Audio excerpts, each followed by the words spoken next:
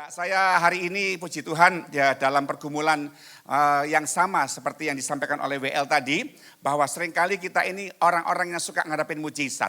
Seolah-olah mujizat menjadi nomor satu dalam kehidupan kita. Bahkan ada dogma, ada doktrin yang berkata, oh kalau kita nggak mengalami mujizat bukan orang Kristen, katanya seperti itu. Tapi saudara harus pahami baik-baik bahwa sebetulnya hidup kita itu bukan orang yang harus ngincar mujizat sebagai prioritas dalam hidup kita.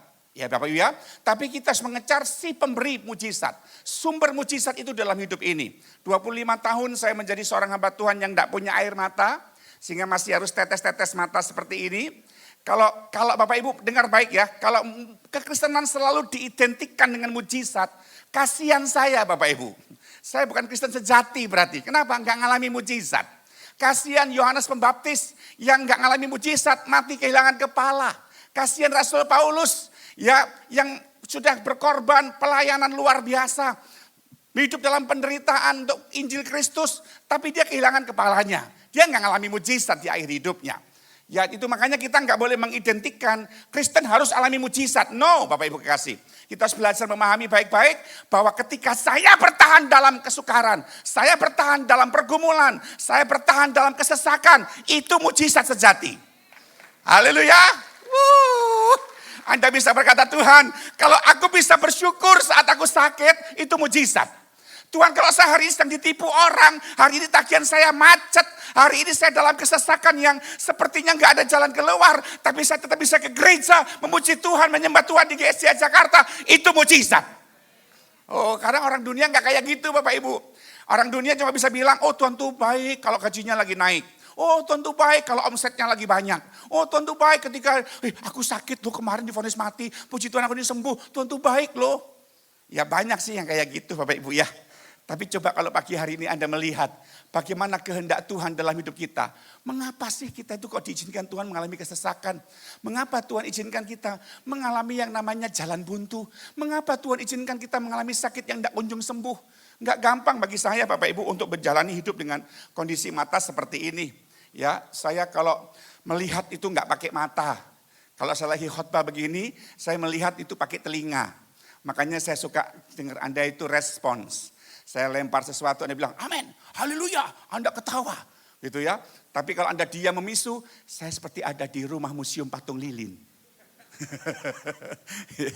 ya, tapi kalau Anda bisa respon, amin Pak Pastor, amin haleluya. Wah itu berarti ada orang di sini. Loh Pak Pendeta, itu kok matanya khotbah diarahkan ke kiri kanan begini? Ya saya kan seorang dosen. Saya kalau ngajar homiletika, khotbah itu nggak boleh mematung ke langit, begini nggak boleh. Harus mengarahkan mata ke kiri ke kanan. Seolah-olah pembicara sedang ngomong sama Anda. Jadi ini cuma pura-pura saja gitu loh ya. Jadi saya hanya menerapkan ilmu berkhotbah. Tapi asalnya nggak lihat Bapak Ibu. Jangankan yang di belakang sana tuh. Yang depan sini saya nggak ngelihat wajahnya. Cuma tahu ada orang. Cuman wajahnya saya nggak ngelihat. Laki perempuan mohon maaf Pak saya nggak ngelihat dari sini ya. Jadi yang di belakang sana kalau Anda ngantuk tidur aman saya nggak kelihatan. Iya. Nah senang ada yang ketawa. Nah Bapak Ibu kita sekarang sedang mendengar bagaimana keadaan hari ini. Mengapa kita diizinkan mengalami kesesakan? Berita sana, berita sini mengalami kita kecemasan. Sekarang perang lagi ya Israel dengan Hamas. Ditambah lagi sebelumnya yang belum selesai juga itu Ukraina dengan Rusia. Nanti akan ada lagi ya perang di negara-negara yang lain. Bahkan kelaparan sana sini, gempa sana sini. Itu terjadi. Nah Bapak Ibu harus pahami, kita diizinkan Tuhan mengalami masa-masa yang tidak nyaman itu sebetulnya ada maksud Tuhan yang Bapak Ibu harus pahami. Apa itu? Menjadikan kita orang percaya yang berkualitas. Oke? Jadi Bapak Ibu harus menjadi orang Kristen yang berkualitas. Kualitas kita itu bukan kualitas duniawi. Kalau kualitas duniawi itu bilangnya cuma good quality. Tapi kita orang percaya harus mengerti yang namanya God's quality. Bukan cuma only good quality. Bapak Ibu kalau punya God's quality, rumah tangganya God's quality. Kalau Anda punya God's quality, Anda cara bisnisnya God's quality. Kalau kita punya adik-adik muda yang masih pacaran, pacarannya God's quality. Anda sudah lihat sekarang ini, wah ngeri ya. Kemarin saya dengar berita di kota ini, itu yang namanya seks bebas bukan makin surut, makin naik. Di salah satu university, saya nggak usah sebut di mana, tukang sapunya, cleaning service-nya, karena di situ ada apartemen tempat mahasiswa tinggal. Dia cerita sama kita bahwa setiap pagi ketika dibersihkan unit-unit di apartemen itu, setiap pagi dia nemukan banyak kondom yang berhamburan di situ ditemukan. Dan tidak sedikit yang maaf kata orang Kristen tinggal di apartemen itu. Itu sangat mengerikan. Saya bilang ya itu memang cara tipu daya iblis yang membuat kita kehilangan kualitas Allah. Loh saya ini jadi gembala Bapak Ibu ya. Sudah puluhan tahun saya memberkati orang nikah. Yang menarik sekali setiap kali saya berkati anak muda yang mau menikah, selalu di konseling pertama, selalu saya tanya di depan Tuhan, saya sebagai hamba Allah ingin tanya dan akan menjawab jujur, jangan bohong ya. Dan ini rahasia kami. Ya, apakah kalian selama pacaran sudah melakukan hubungan seksual atau hubungan suami istri? Itu kurang lebih 60% dari pasangan yang saya nikahkan rata-rata bilang apa? Iya pastor, maaf sudah, katanya gitu saudara. Malah ada yang berani loh. Kalian berdua udah melakukan hubungan suami istri? Puji Tuhan om, sudah. Mantap saudara jawabnya. Gila lu ya. Karena bilang, ya kan puji Tuhan 2 tahun kami pacaran, kami gak sampai hamil kan itu kepujian. Itu penipuan saudara. Itu mengerikan, budaya barat dibawa ke masuk Indonesia. Orang barat, orang bule kalau udah umur 18 tahun, maaf masih perawan, gadis-gadisnya dibilang jadul, dibilang kolok, dibilang ketinggalan zaman, dibilang tidak modis. Kalau Anda melihat bagaimana itu berusaha dipopulerkan supaya mereka bisa memecahkan yang namanya kesuciannya dengan luar nikah. Itu terjadi. Nah, kalau hari-hari ini Tuhan membawa Anda pada masa-masa kesesakan, masa-masa sulit, untuk apa? God's quality itu harus muncul dalam hidup kita. Dan ini kerinduan Tuhan Bapak Ibu. Kenapa? Kedatangannya sudah semakin dekat. Kalau kita jadi orang Kristen yang GGD, apa itu GGD? Gitu-gitu doang. Ke gerejanya gitu-gitu doang, rumah tangganya gitu-gitu doang, bisnisnya gitu-gitu doang, tidak punya kualitas Allah, saya khawatir saudara akan tertinggal dari fase yang akan Tuhan Yesus kerjakan yang tak lama lagi terjadi. Fase apa itu pastor? Itu yang namanya pengangkatan. Karena Markus pasal yang ke-13 ayat 9 di sana jelasin, waktunya akan tiba bahwa bangsa akan bangkit melawan bangsa, kelaparan terjadi di mana-mana, gempa bumi terjadi di mana-mana, itu baru awal permulaan zaman baru. Nanti akan ada zaman baru. Dan permulaannya apa? Sedang digenapi sekarang ini. Perang, kelaparan, gempa bumi. Dan kita harus be aware akan hal ini. Jangan takut dengan bahaya perang. Jangan takut dengan kematian. Yang perlu kita takutkan tuh ini. Kalau kita nanti berhadapan dengan Kristus, apa yang mesti kita pertanggungjawabkan, itu yang mesti kita takutkan. Itu makanya Bapak Ibu dan saya, selagi kita mendengar tanda-tanda itu, mesti wise. Apa itu? Mesti bijak, mesti ngerti. Oh ini tanda bahwa nggak lama lagi Tuhan tuh datang. Ya kan berita nggak lama lagi Tuhan datang tuh Pak Pendeta sudah diberitakan dari bertahun-tahun lalu. Yang nggak datang-datang. Bapak Ibu dengar baik. Berita kedatangan Tuhan yang hari ini kita dengar sedang memberikan kepada kita sebuah awareness yang boldness. Ya, sebuah kewaspadaan yang tebal. Bahwa betul-betul kita ini di penghujung zaman. Yang sewaktu-waktu Yesus akan datang. Kedatangan Tuhan Yesus di Alkitab itu diibaratkan dengan 2 bentuk Bapak Ibu. Bagaikan pencuri dan bagaikan mempelai. Kalau kita ini gak aware, kita ini santai, alah perang biasa itu dari dulu. Alah gempa bumi itu biasa, alah kelaparan itu biasa. Kalau kita anggap itu biasa, kita gak punya kualitas Allah. Nanti kalau Yesus datang mengangkat kita, itu bagi kita kayak kedatangannya bagaikan pencuri. Kenapa kita gak menyadarinya? Kenapa gak siap? Tapi kalau Bapak Ibu dan saya menyadari bahwa oh iya ini tanda dari Tuhan yang memperingatkan kita bahwa sebentar lagi kedatangan Tuhan dan aku mesti siap-siap sekarang. Ngapain nyiap-nyiap sekarang pastor? Buat nimbun upah di surga. Buat menimbun semua bentuk-bentuk perbuatan yang memuliakan Tuhan di surga. Supaya aku masuk sana nanti seperti yang dia kehendakin. Itu makanya saya mesti nyiapin diri saya sekarang. Untuk apa? Hidup seperti yang Tuhan mau. Nanti kalau Yesus datang bukan kayak pencuri bagi saya. Tapi seperti mempelai. Tuh. Mempelai di mana saya bisa menyaksikan bahwa saya mempelai wanita gereja. Dia mempelai pria gereja. Saya siap disebut dengan Tuhan. Dan Tuhan berkata apa? Sabaslah hai hambaku yang setia. Turutlah dalam kesukaan Tuhanmu. Itu yang Tuhan cari. Nah Tuhan pengen ngapain saya hari ini mahmai baik-baik. Supaya kita menjadi orang Kristen yang mengerti bagaimana hidup yang rohani di akhir zaman ini. Sebagai persiapan menyambut kedatangan Tuhan. Jadi saya khotbah berseri pagi ini jam 10, nanti siang jam 12. Saya akan tunjukkan sama Bapak Ibu bagaimana sih kita memahami hati Tuhan supaya saya ini ada menjadi orang yang punya kualitas Allah dalam diri saya. Hidup yang bersikap benar di hadapan Tuhan di akhir zaman ini. Oke? Oke, silakan buka Alkitabnya bersama dengan saya dalam kitab Amsal Bapak Ibu. Kita akan baca di ayatnya yang ke-30. Ayatnya yang ke-18 sampai yang ke-19. Pasal 30 ayat 18 sampai 19. Kita akan melihat beberapa hal, 4 gitu ya. Saya akan tunjukkan sama Bapak Ibu, ini loh maksud Tuhan dalam hidup kita. Supaya kita ini menjadi mempelai yang siap nyambut dia. Oke? Jadi gak ngejar mujizat terus. Demikian bunyi firman Tuhan. Ada 3 hal yang mengherankan aku, kata Raja Salomo. Bahkan ada 4 hal yang tidak ku mengerti. Oke, 1 apa? Jalan Raja Wali di udara. 2, jalan ular di atas. 3, jalan kapal di tengah. 4, jalan seorang laki-laki dengan seorang gadis. Bapak Ibu bukannya kurang kerjaan ya Raja Salomo yang berhikmat itu. Ya memperhatikan keempat oknum ini. Dia bukan raja yang kengangguran, yang ngeliatin Raja Wali terbang di udara, yang ngeliatin ular di atas cadas ngapain, yang ngeliatin kapal di tengah lautan ngapain, ngeliatin 2 orang laki muda-mudi pacaran. Dan Alkitab itu begini, dia nggak pernah menulis ayat tanpa penjelasan. Ya, kalau Alkitab mencatat sesuatu, berarti ada sesuatu yang dalam, yang menjadi sesuatu yang harus kita ketahui. Dan 4 hal ini sangat mengherankan Raja Salomo yang katanya raja berhikmat. Ya, keempat hal ini nggak bisa dimengerti oleh Raja Salomo yang katanya orang yang berhikmat. Kenapa ada jalan Raja Wali di udara yang dia perhatikan? Bapak Ibu, keempat hal ini sebetulnya adalah misteri kekristenan. Keempat hal ini adalah sebuah misteri yang Bapak Ibu dan saya harus pahami supaya kita jadi orang percaya yang nggak ngejar mujizat. Tapi mengerti bagaimana rahasia supaya Tuhan menyatakan mujizatnya. Tuh, kuncinya nggak lain dan nggak bukan, ya kejar si pemberi mujizat. Jalan Raja Wali di udara Bapak Ibu.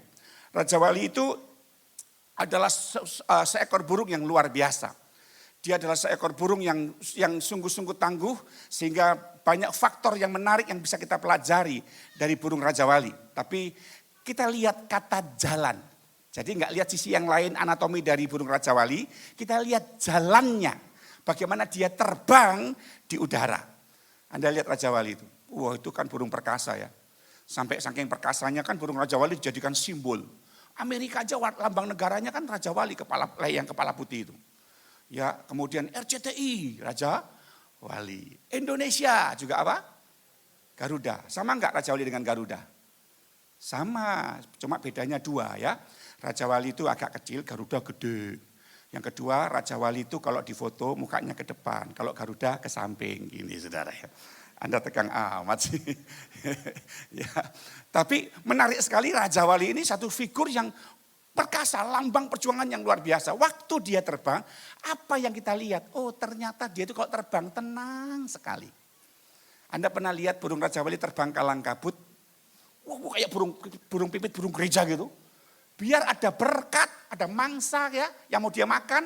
Biar ada badai, biar ada angin taufan, puting beliung. Dia tuh tenang aja. Dia heran dilihatin Salomo terbang. Kok bisa ya burung itu ya? Ada puting beliung loh, dia tuh tenang aja. Ada berkat mau disamber, tenang aja. Diganggu musuh pun Raja Wali itu tenang. Siapa yang mengganggu burung Raja Wali? Burung gagak. Satu-satunya burung yang berani ganggu burung Raja Wali itu burung gagak. Dia nangkring di pundaknya sini sambil Raja Wali terbang. Raja Wali cuma tenang aja, cuma noleh gini aja dia. Paling dia balik lagi sambil dia terbang. Dia noleh lagi, balik terbang. Enggak pernah dia panik diganggu burung gagak. Yang dia buat apa?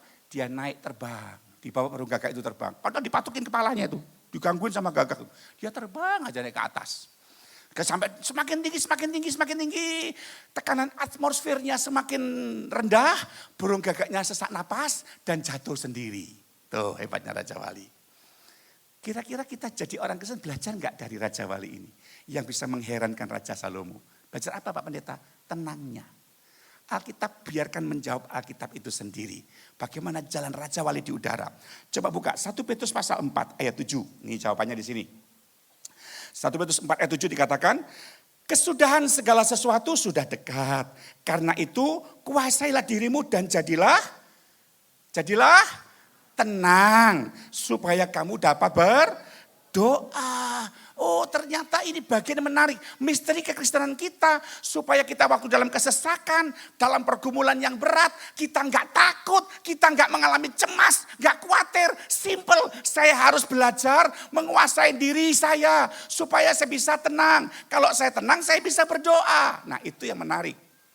Dan mata jasmani kita itu kan suka ngelihat masalah kita seringkali lebih besar daripada kekuatan kita. Pernah nggak Bapak Ibu ya lagi periksa, dokternya ngasih laporan cek.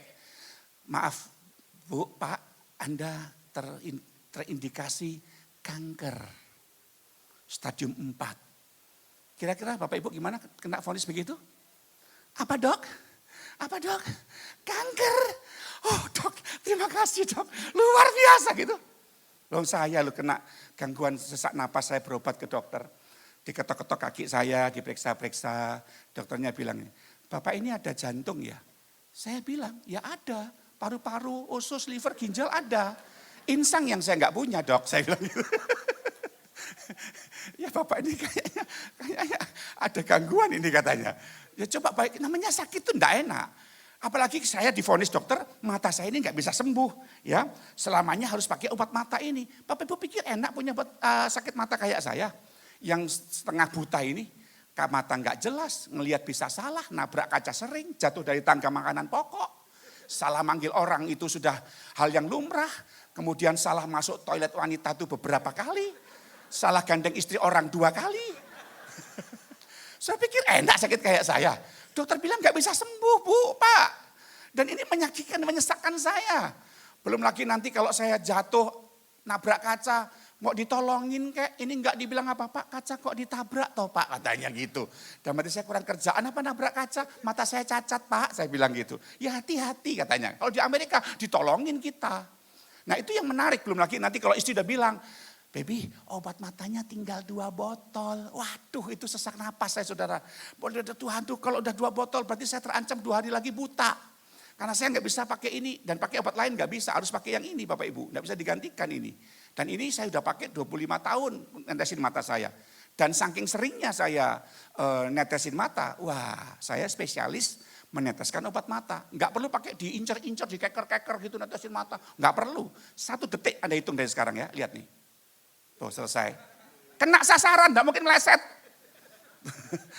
Nggak mungkin meleset, 1 detik selesai 2 mata. Ya itu udah terbiasa. Dan kalau ini udah mulai habis saya nggak ditetesin, saya kayak orang buta Bapak Ibu. Pergumulan berat dan 1 botol ini lumayan mahal. Dan bagaimana sikap kita diajar untuk seperti Raja Wali ketika menghadapi keadaan seperti ini. Kalau ada donor mata gimana Pak? Ya bisa sih, tapi saya cuma bisa pakai setahun. Lewat setahun bisa kabur lagi karena kornea itu makanannya adalah air mata. Ketika dia nggak punya air mata bisa kabur katanya. Itu kata dokter di Lion Eyes Institute di Perth. Ya. Waktu saya ke sana dokternya itu bilang begitu. Jadi saya cuma bisa berapa-apa. Ya belajar tenang aja. Kalau saya tenang saya bisa berdoa. Itu yang Tuhan ajarin buat kita. Dan bagaimana penyakit itu bisa terjadi menimpa saya. Karena saya kena penyakit Stephen Johnson Syndrome yang betul-betul pernah membutakan mata saya. Dan itu sangat mengerikan. Ya ini ada wawancara dengan Dr. Oz, silakan multimedia tayangkan yang penjelasan Stephen Johnson Syndrome. Penyakit ini yang menyebabkan mata saya bisa seperti ini. Ya, cuma 1 menit Anda lihat.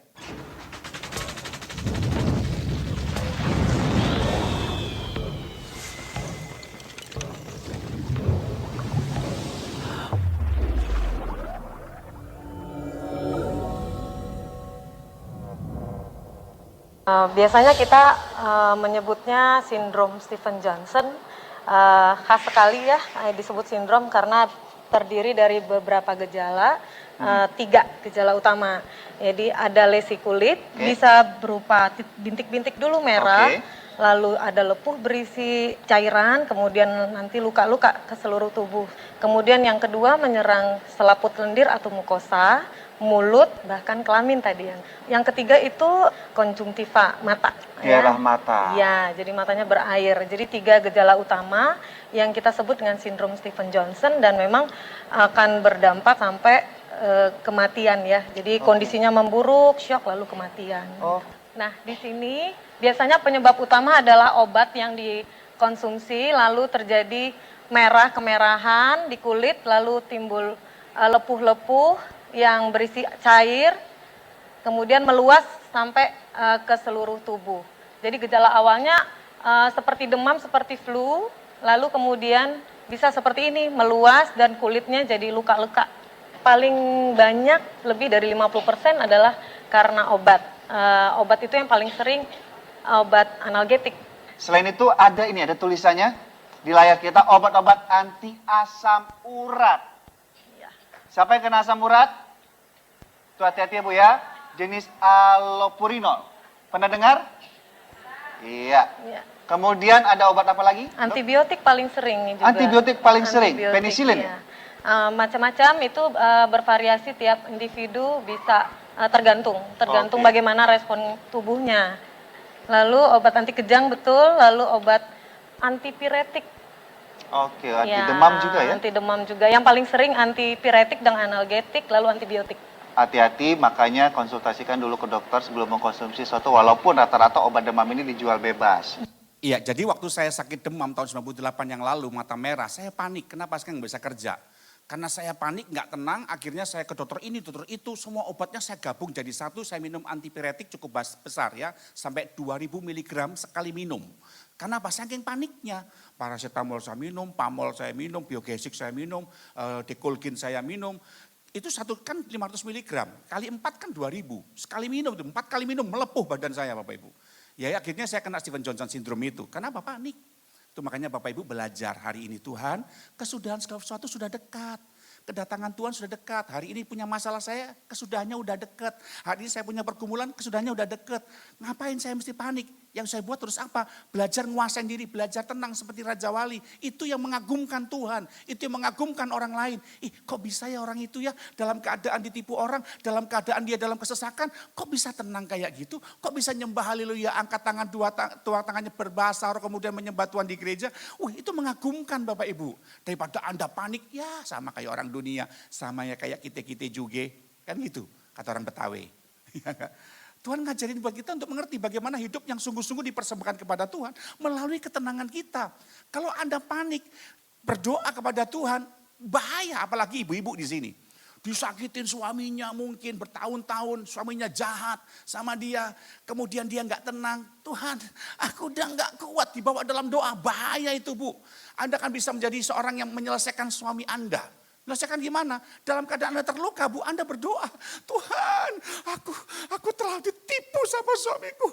Aku menderita, bajingan itu Tuhan. Tuhan tolong jamah dia Tuhan. Ambil nyawanya Tuhan. Aku udah siap jadi janda. Di kamar sebelah suaminya batuk.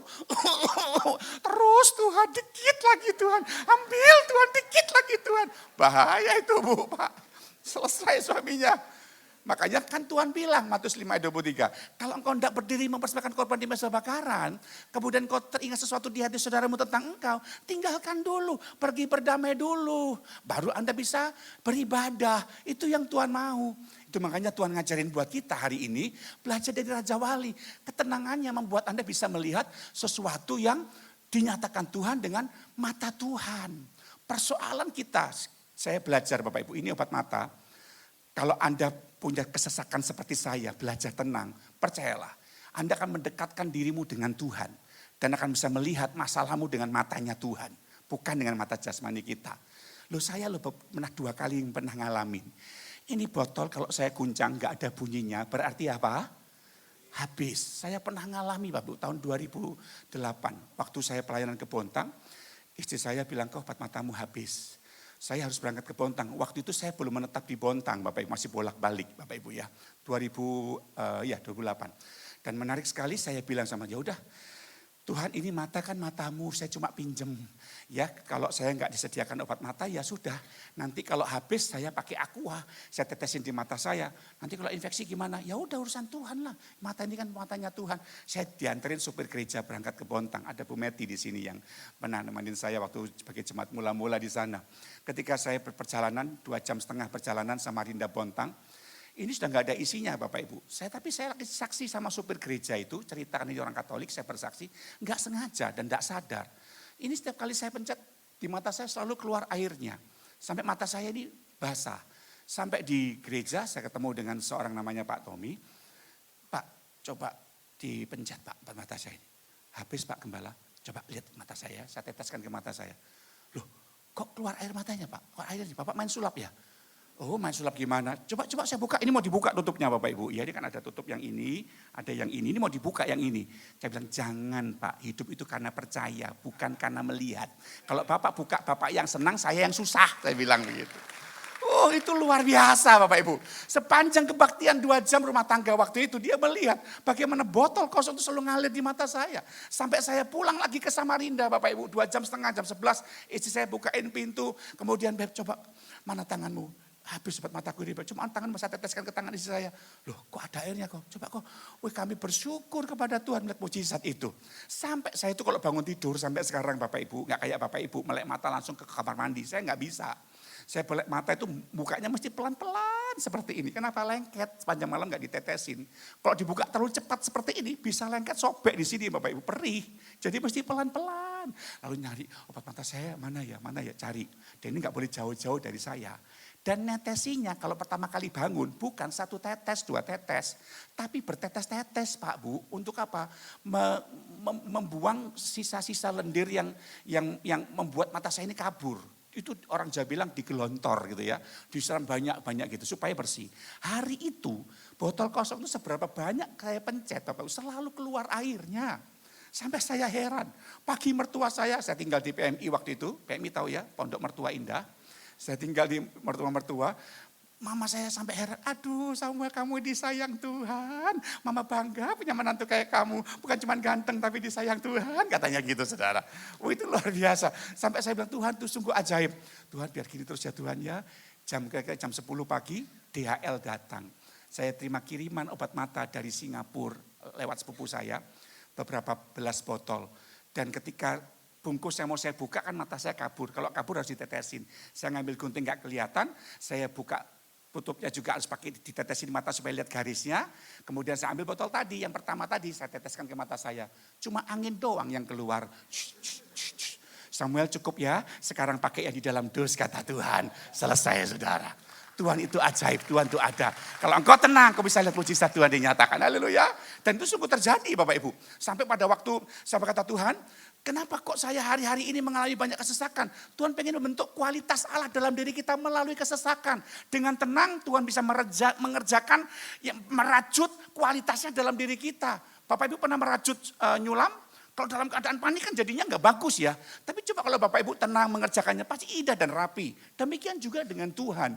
Waktu Tuhan melihat Anda tenang menjadi kehidupan ini, Dia akan mudah merajut karakternya dalam hidup kita. Dan itu membuat kita mengerti, oh iya ya, kenapa kok saya kesesakan, saya nggak panik.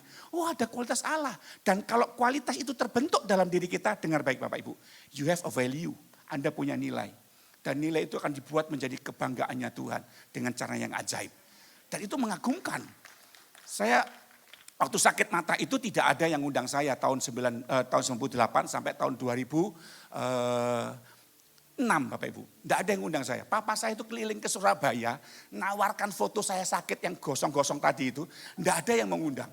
Tapi ketika saya belajar cinta Tuhan. Saya belajar mengasihi Tuhan. Tuhan menunjukkan keajaiban yang luar biasa. Sampai satu kali saya diundang ke Amerika tahun 2007. Menarik sekali Bapak Ibu. Saya diundang ke Amerika di Indianapolis. Itu saya transit di 4 bandara. Narita Jepang, Portland, Minneapolis, baru Indianapolis. Saya sendirian. Pesawat saya berangkat malam dari Jakarta, transit di Singapura sampai besok pagi baru berangkat. Sepanjang malam saya di Terminal 1 Singapura, enggak tidur Bapak Ibu.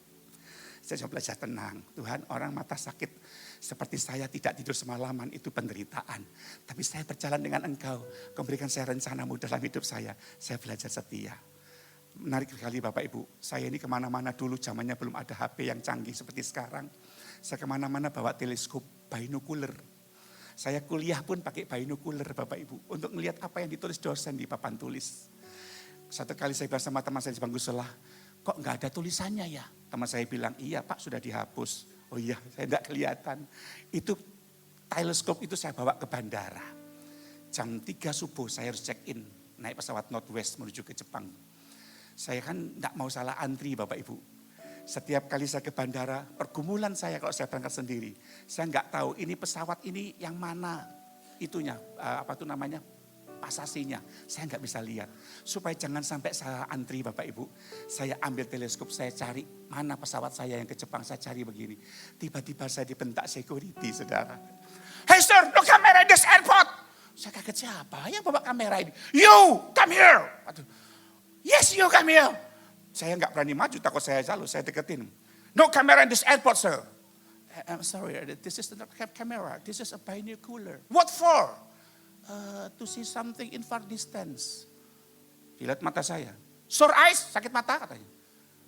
Wah saya dibentak begitu. Saya sudah tidak bisa apa-apa. Tuhan kasih saya pengurapan. Tuhan tolong saya. Saya ambil handphone saya yang Nokia zaman dulu itu yang layar lebar A73. Kan foto-foto saya sakit gosong-gosong tadi itu kan saya simpan di HP saya. Sengaja Tuhan suruh saya cari yang paling gosong. Saya tunjukkan Bapak, itu security orang India, hitam saudara.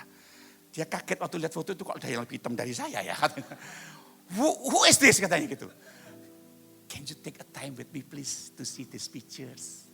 Saya ajak minggir, lalu saya cerita. Bagaimana saya gosong, bagaimana saya divonis mati. Bagaimana saya dalam keadaan pergumulan berat. Bagaimana mata saya buta. Bagaimana saya nggak bisa apa-apa dengan keadaan seperti lalu. Tuhan sembuhkan saya Pak. Sekarang Tuhan suruh saya untuk khotbah di Indianapolis. Saya nggak bisa lihat jauh. Saya ceritakan dia. Saya ceritakan bagaimana Yesus tolong saya. Dan dia dekat sama saya. Dia terisak-isak dong. Matanya berkaca-kaca. Lalu saya bilang sama Bapak ini. Now would you like to help me please. To take my itinerary. Lalu dia bilang begini. Before I help you. You have to help me first. Kaget saya sudah. Sebelum saya tolong, kamu harus tolong saya dulu. What do you mean? Dia cerita. Tadi malam sebelum berangkat kerja dia marah sama istrinya. Istrinya minta cerai. Dia mertuanya sakit. Dia dalam keadaan yang tekanan sangat berat. Itu makanya dia berangkat dengan hati yang kesal. Sehingga kamu saya bentak. Lalu saya cerita tentang Yesus Bapak Ibu. Dan saya tantang dia. Do you want to receive Jesus to be your Savior and your Lord? Yes, I want. Di tempat di mana dia bentak saya. Di situ saya tumpangkan tangannya buat dia. Dan doa buat dia. Terima Yesus di tempat. Karena penderitaan yang Tuhan berikan. Itu mujizat Bapak Ibu. Dia terima Yesus di situ. Lalu setelah saya amin. You just stay here. Where is your itinerary? Tiket saya kasih 4 boarding pass saya. Diambilkan semua sama dia Bapak Ibu. Lalu saya digandeng dari tempat check-in itu. Sampai ke tempat boarding gate-nya. Kan kalau di Singapura itu setiap kali masuk boarding gate lagi, yang masuk ruang tunggu, kan mesti di scanner lagi kan Bapak Ibu. Itu saya udah last minute. Tas saya mau diperiksa, dia bilang, don't worry, this is my brother, katanya gitu saudara. Dan matiku, brother dari mana? Gue ganteng lu kalau hitam begitu. Ya udahlah, enggak apa-apa. Saya cuma formalitas saja masuk. Bawa naik pesawat tuh dianterin saya Bapak Ibu. Dicarikan kursi saya, koper saya ditatakan, lalu dia peluk saya sebelum saya duduk. Brother, have a safe trip. I never feel peace like this. Waktu itu saya duduk tadi ya, Tuhan. Ketika aku tenang menjalani kehidupan ini, itu mengagumkan Engkau. Aku bisa melihat karyamu yang ajaib. Dan nama Tuhan dipermuliakan. Saya enggak cari mujizat. Itu makanya saya bilang sama Tuhan. Tuhan kalau aku hari ini bisa bertahan dalam kesesakanku. Aku bisa tenang saja menjalani kehidupanku. Itu sudah mujizat di mata Tuhan. Karena lewat situ Tuhan menyatakan kuasanya yang dahsyat. Jadi hari ini ganti bahasamu.